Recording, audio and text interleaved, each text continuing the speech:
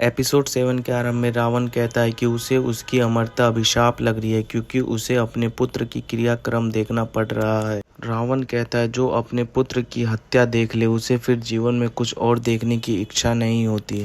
उस मानव के अंदर केवल प्रतिशोध की इच्छा रह जाती है। आगे हम देखते हैं कि श्री राम जी हनुमान जी से कहते हैं कि आज का दिन बहुत भारी था, ये जीत वानर सेना के लिए बहुत जरूरी थी। अब रावण का क्रोध प्रतिशोध में बनकर कल के युद्ध में आएगा। उसके बाद श्री राम अपने शिविर में चले जाते हैं। आगे लंका का दृश्य दिखाया गया है जहाँ रावण के पास जाकर बोलता है ये युद्ध हम जीत सकते थे यदि आपने मेरे से सहायता मांगी होती। साथ ही रावण से कहता है कि वो लंका छोड़कर जा रहा है, यदि उसकी कोई मदद चाहिए होगी तो वो उसे याद करे। ये बोलकर रावण वहां से चला जाता है। रास्ते में उसे शूर्पणखा मिलती है। रावण उसे भी लंका छोड़ के जाने के लिए कहता है। दूसरे सीन में हम देखते हैं कि जामवंत जी हनुमान जी के पास आते हैं और कहते हैं आज लंका ने अपना युवराज खो दिया है, अब रावण स्वयं युद्ध भूमि में आएगा। उसके बाद जामवंत जी रावण के 10 सिरों के बारे में बताते हैं कि उसके 10 सिर अहंकार, काम, लोभ, क्रोध, मद, मत्स्य, मोह, बुद्धि, मानस, चित्त के प्रतीक हैं।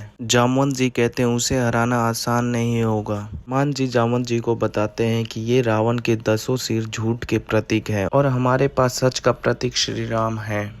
आगे हम कहानी में देखते हैं कि रावण अपनी काली माया का प्रयोग करके नल का वेश बनाकर हनुमान जी के पास आता है और कहता है तुमको विभीषण बुला रहे हैं। कोई राक्षस वानर सेना में रूप बदलकर घूम रहा है। हनुमान जी नल को श्री राम की पहरेदारी में छोड़कर विभीषण की ओर चले जाते हैं। रावण काली माया का जादू करने लगता है। हनुमान जी विभीषण जी के पास पहुंचते तब उन्हें पता चलता है वो नील रावण था। सभी श्री राम के शिविर के पास आते हैं जब तक बहुत देर हो चुकी होती है। विभीषण बताते कि रावण श्री राम और लक्ष्मण को पाताल लोक ले गया है जो कि पृथ्वी से बहुत अलग है। वहाँ एक दिन एक महीने के बराबर होता है। विभीषण की शक्तियों की सहायता से हनुमान जी भी पाताल लोक पहुंच जाते हैं। वहाँ उन्हें एक विशाल जीव दिखता है जो कि पाताल लोक का रक्षक होता है। हनुमान जी और उस जीव में युद्ध होता है। हनुमान जी उसके पराक्रम से चौंक जाते हैं और उससे उसके पिता के बारे में पूछते, तब वो बताता है कि वो हनुमान का पुत्र है।